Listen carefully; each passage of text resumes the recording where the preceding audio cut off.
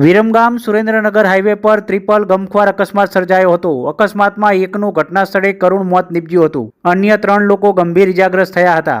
Viramgam Surendranagar highway પર સૌરાષ્ટ્ર શાખાની નર્મદાની મુખ્ય કેનાલ નજીક આવેલા થોરી મુબારક ગામ પાસે પૂર ઝડપે ચાલતી આવતી કાર ચાલકે રિક્ષા અને બાઇકને અડફેટે લેતા ટ્રિપલ અકસ્માત સર્જાયો હતો। અકસ્માતમાં બાઇક સવાર લાભુભાઈ ગીધાભાઈ મકવાણા ઉંમર વર્ષ 35 રહે સાંકળ તાલુકો લખતરનું કરુણ મોત નીપજ્યું હતું। તેમની સાથે રહેલા એક યુવતી ગંભીર ઇજાઓ પહોંચી હતી, જ્યારે રિક્ષામાં સવાર 2 લોકો પણ ઇજાઓ પહોંચતા ખાનગી હોસ્પિટલમાં સારવાર માટે ખસેડવામાં આવ્યા હતા। પ્રાપ્ત માહિતી અનુસાર પૂર ઝડપે આવતી કાર ચાલકે અકસ્માત સર્જ્યો હોવાનું પ્રાથમિક તારણ જણાઈ આવે છે। કારમાંથી વિદેશી દારૂ અને અન્ય સામગ્રી મળ્યાની પણ ચર્ચાઓ તેજ પકડી હતી। અકસ્માતને લઈને વિરમગામ રૂરલ પોલીસે તપાસ હાથ ધરી છે।